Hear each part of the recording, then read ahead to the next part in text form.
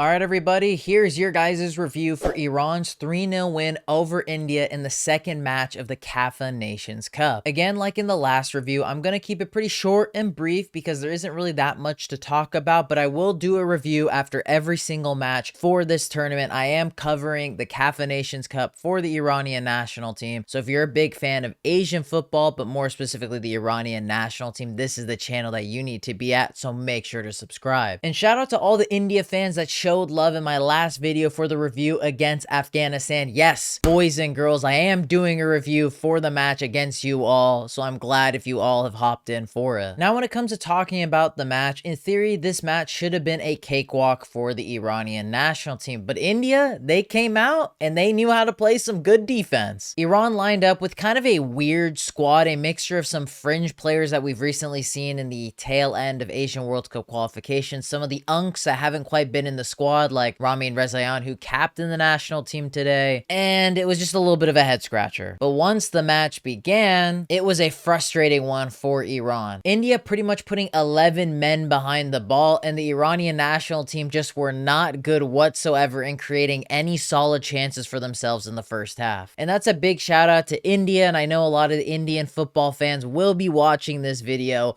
Big credit to you all, because you guys are like, what, ranked 130 something in the FIFA World Rankings, and you're facing off against a consistent World Cup contender in Iran who's ranked about 20th in the FIFA rankings, so you had to show up. You had to keep yourselves in the game, so I don't blame them for playing as defensively as they did. But for the Iranian national team, they should be able to break down a Indian national team low block. Regardless on who's in the starting lineup, this team should be able to at least bag themselves one goal in that first half. But they just looked so all over the place. It looked like a bunch of misfit toys in my opinion. And I'm betting you all in the second half, the Indian national team were probably feeling themselves a little bit. They felt, oh yeah, we're still in the game. In this second half, if we just nick ourselves one goal, maybe we can make the upset happen. But Galinoui was probably shitting himself and was not ready to see that happen, so we brought in the big guns. Jahanbakhsh, Taremi had to come in to rescue the Iranian national team. With a late flurry of goals from Hosseinzadeh, Alipour, and Taremi, which came from a really nice assist from Alireza Jahanbakhsh, the Iranian national team were able to secure their 3-0 win. And it wasn't until we saw the big dogs in Jahanbakhsh and Taremi where we saw that fluidity just that little bit in the second half. But I think what annoys me the most is our like B/C team, not our main guys, aren't able to do anything against the Indian national team. Like, that is what frustrates me the most. We have to rely upon a free agent in Alireza Jahanbakhsh currently right now, and a guy that just went from Greece and back who's completely jet lagged and probably shouldn't even be here right now for the Iranian national team. In my opinion,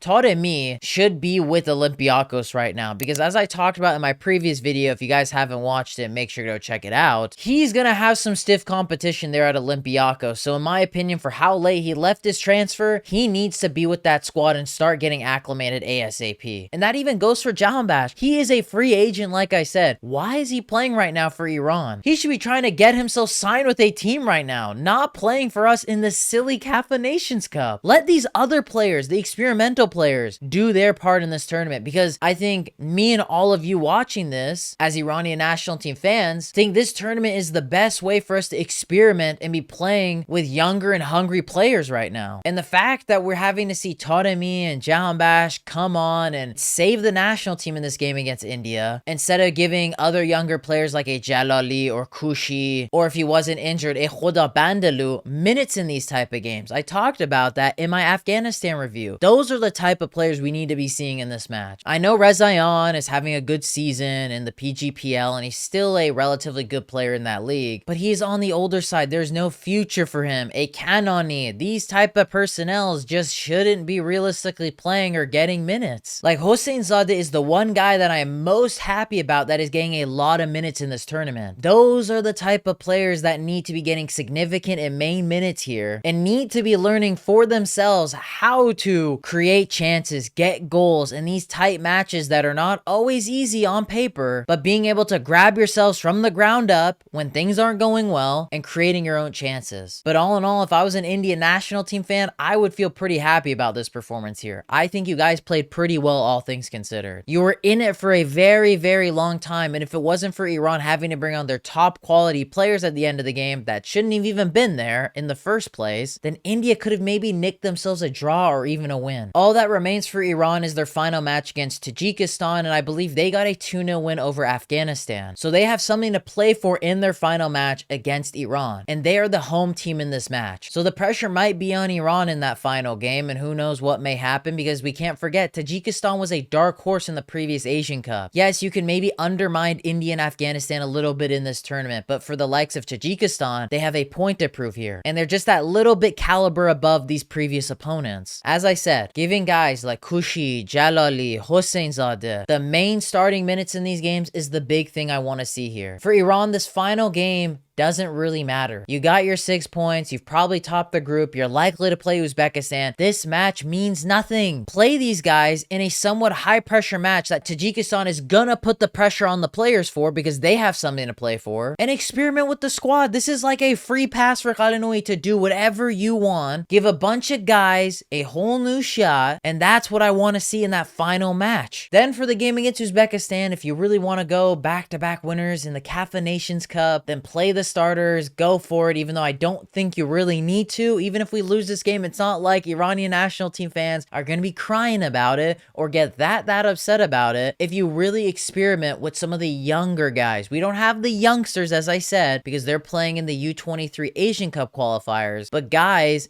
that are younger that should be given the chance in this experimental tournament, give them a go. But yeah, that's my thoughts on the match. Boys and girls, let me know your guys' thoughts in the comments down below. To all the India fans, big shout out to all of you for showing love on the previous video and for any of my future videos on the channel. As I said, I'll be doing a review covering the Iranian national team throughout this tournament and probably do a little bit more coverage for the final match, most likely against Uzbekistan. So make sure to stay tuned for that. Drop your guys' thoughts in the comments down below. Smash the like button on this video. Let's get like over 50 likes on this video. Let's make it happen. But boys and girls, if you guys enjoyed this video, make sure to check out this video next where I talked about Mehdi Taremi's transfer to Olympiacos, and click over here as I post content weekly on the channel and you don't want to miss it. So boys and girls, I hope you'll have a lovely day.